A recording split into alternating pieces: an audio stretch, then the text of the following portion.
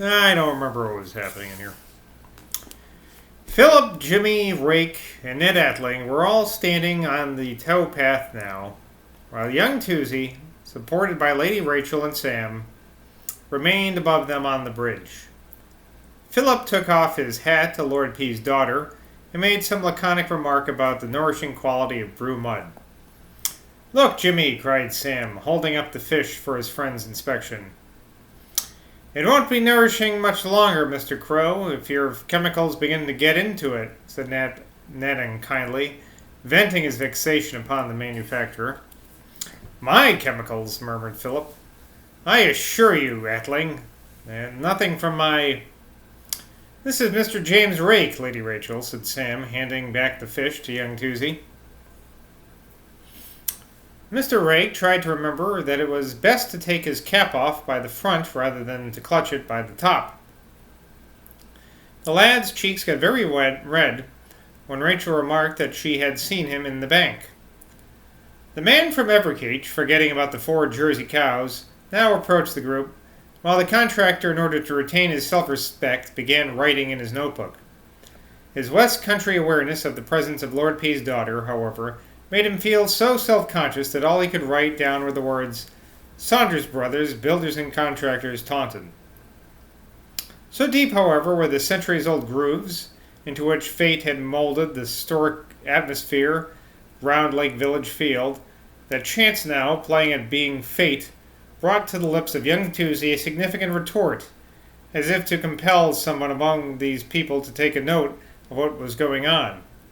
The contractor from Taunton had just added to the words Saunders Brothers the words "due from Mr. Philip Crow," when Philip, putting his hand into one of the trouser pockets and bringing out a lot of loose silver, said to young Toosie, who was endeavouring to take his rod to pieces, "I'll give you 10 shillings for that club, my good fellow."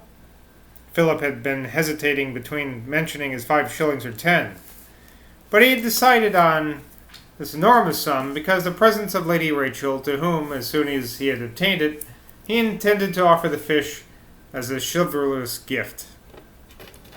That was a mouthful, huh?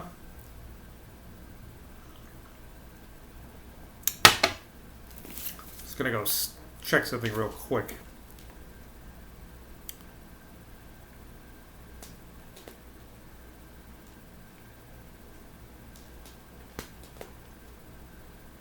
Alright, whatever. I'll look at it later. It was then that young Toosie had uttered the following remark. "'Tis for Mrs., sir. 'Tain't for sale, sir. Mrs. have been hinterested, sir." Toosie, in his excitement, was reverting to his North London accent. "Ever since I began fishing for the fish. The fish have been on Mrs. mind, sir. She's have dreamed of the fish, sir. She wants to eat the fish, sir. She says, 'Yes, my lady, 'tis Miss Legg I be speaking of.' She says, sir, when she was little, sir, they ate a sighting in town about the fish. She said they used to sigh, 'When chub of life'll do speak like human, on grass where Joseph had broken bread, be it a man or be it a woman, in the Isle of Glastonbury they'll raise the dead.' And this here fish," he had laid the club down upon the grass, while he pulled his rod apart and wound up the line. "This here fish cried, 'Woo, woo, woo,' just like a dying Christian, when I is it ahead to stop its flopping on grass. Missus have been all wrought up, sir, in a manner of speaking, by thinking on this here fish. If I were to sell her the fish, thinking it kindly, sir, all the same, or sell it to your ladyship, thinking you kindly all the same, missus, I'd be terribly fretted. She'd do yen to put her hands on this here fish till I'd be scratch herself with his fish fins, and to thrush her thumb down this here fish's throat." This is like a Monty Python skit now. "'Tis meant to marrow to missus to hold this here fish to her bosom. So thanking you, sir, all the same, and thanking you, my lady, if it never do for me to let this living soul have this here ancient fish, save only missus." Jesus. Having uttered this diplomatic ultimatum, the old man, leaving behind him in Lady Rachel's nostrils a mingled odor of sweat and fish slime, shuffled down the bridge steps muttering, "Got in, gentles, good den, lady." Philip could not help following him with a wistful glance as he went off towards Mr. Twig's hut, for he thought to himself, "She will like to see that fish."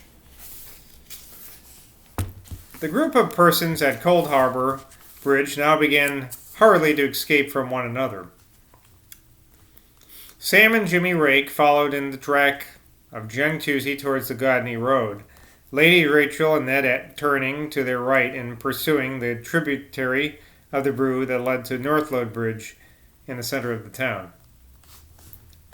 The great goddess Chance, still finding her line of least resistance in the smooth, fate grooves of Glastonbury, now decreed that, as the two lovers passed number 2's shop, they should catch sight of Mr. Evans and old Bartholomew Jones talking in its interior with the doors wide open.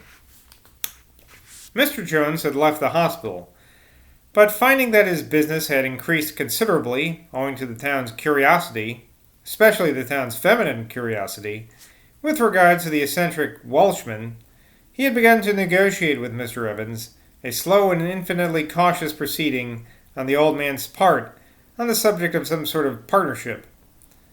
Rachel caught Mr. Evans's eye as they passed and the lovers drifted into the shop. Ned Athling, his temper now quite recovered, had been discussing with Rachel as they came along the possibility of making this capture of the famous Chubb of Lidford the subject of his first article for the Wayfarer. Old Jones bowed himself off of the appearance of the two young people, for he said in his sly old heart, "Me partner will be sprightener and coaxin' they to buy summon if I bain't there."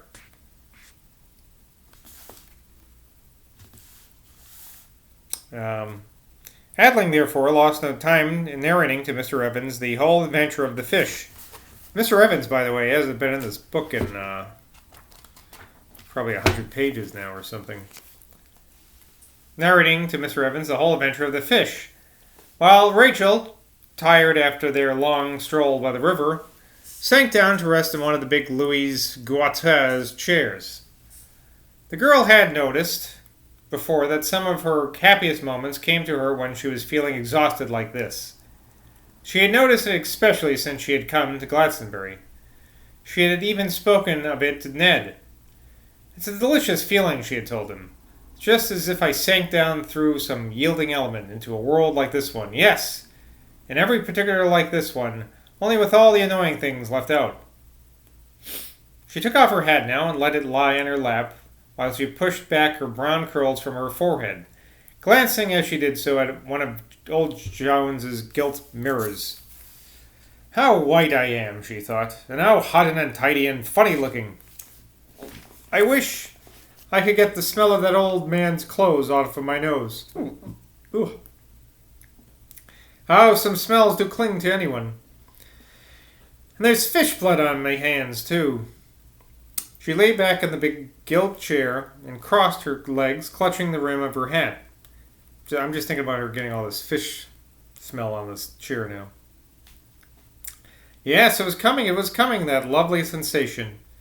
It was like sinking through deep water of a pale glacious color, and seeing everything through water. Is that because Glastonbury was an island once, she thought? But how perfect it was to sit here, with the sound of the streets and the air waves of misty sunshine coming in together through the open door. How handsome Ned looked, talking to this man, and what passionate interest the man was taking in what he was telling him. But everything was so lovely and tender and wavering to her as she let her head sink back. There's something heavenly, she thought, about this feeling. It's just like being dead and yet intensely happy. I've had it before, I think, in this shop. Certainly I had it the other day in the souvenir shop. It's something about this place. I don't know what it is. I'll tell Father I won't go to London, whether Aunt Betsy says so or not. Whatever Aunt Betsy says. The girl was right about Mr. Evans looking passionately interested. He looked as if he were plunged in some interior vision that rendered him totally unaware of what he was doing with his hands or with his feet or with his body. For instance, the moment Ned Atling had finished his narration, Mr. Evans sank down in a small chair opposite Lady Rachel and stretched out his long legs with their great square-toed boots and gray socks and allowed his long arms to hang down on each side of the chair. His shirt, as well as his coat, was so much too short for him that not only were his bony wrists but perceptible portions of his lean arms naked visible to view, as his hands swung there with his long fingers dangling. Lady Rachel was unable to resist a slight flicker of retreat from the presence of these great boots and rumpled gray socks that protruded towards her. But being the well-bred girl she was, she restrained this movement at once and did not even draw in her own slender legs. Thus, between the boot soles of Rachel and the boot soles of Mr. Evans, there was no space to drop a feather. Atling approached the back of his lady's chair and leaned back both his elbows upon it so that his knuckles almost touched her head. Thus, as Mr. Evans began his commentary upon what he had just heard, there was no mere distance between the lovers than there was between Mr. Evans and Lady Rachel, and the magnetism that accompanied the Welshman's words linked them all three for a space together.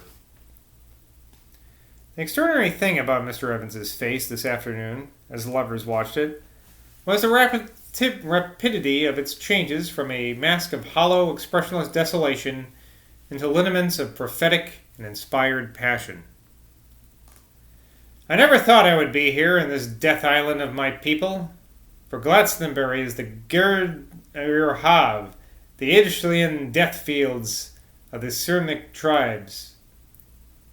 On the day when the fish was killed, of course I knew about it. Friends of mine, when I was a Jesus, went down to Lidford to see it. They never did see it themselves, but they talked to old man and old woman who had. It must be fabulously old, that fish. Toosey ought to never have done it. But if anyone was to do it, he was the one.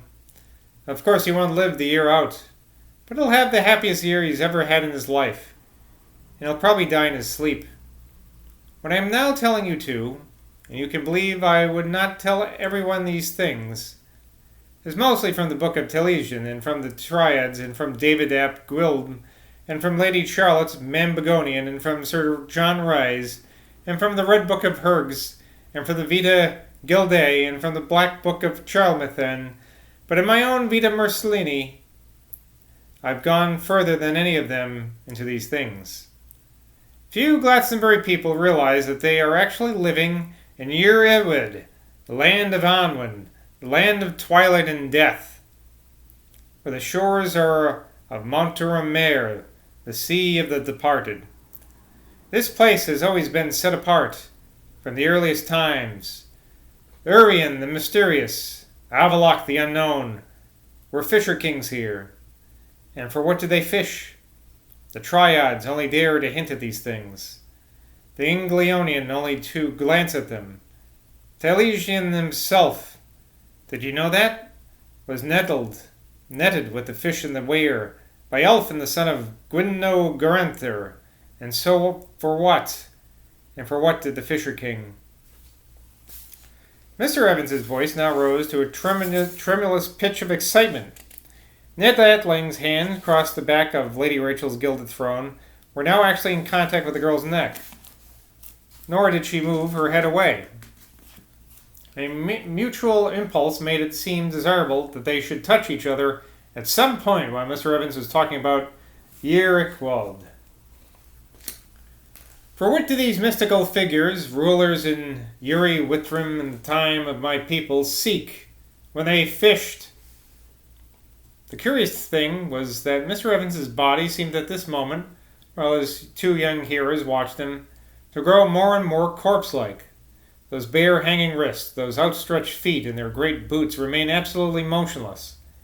It was as if his physical form had already sunk into the waters of that Cimmerian sunset realm, which he called Yricwald, which some powers from outside of him was making his lips move in its corpse-like face. They sought for more than a fish, for more than any great chub of Lithford. They sought for the knot of the opposites, for the clasping of the two twilights, for the mingling place of the waters, for the fusion of the metals, for the bride bed of the contradictions, for the copulation cry of the yes and no, for the anagram of the is and the is not. What they sought, what the fisher kings of my people sought, and no other priests of no other race on earth have ever sought, was not only the cauldron and the spear, not only the sheath and the knife, not only the muse of Gwyndw and the sword of Arthur, but that would exist in the moment of timeless time when these two are one. What they sought was creation without generation. What they sought was parthogenesis and the self-birth of Psyche. What they sought was a stone without lichen, which the people before my people worshipped when they set up. The voice proceeding from the lips of the corpse face of Mr. Evans became so hoarse and broken at this point that it hardly seemed like a human voice. Lady Rachel could clearly hear the footsteps of the pavement outside, though the street door which they had left ajar. And these steps sounded to her like the steps of all the generations of men treading down the stammerings of the inanimate bottom of the world. And that's the end of that chapter. Chapter, The Miracle, right? And now the next chapter is, in quotes, Nature Seems Dead. Quote, Nature Seems Dead. Quote, unquote, Nature Seems Dead. Well, until next time, I'll see you in the funny papers.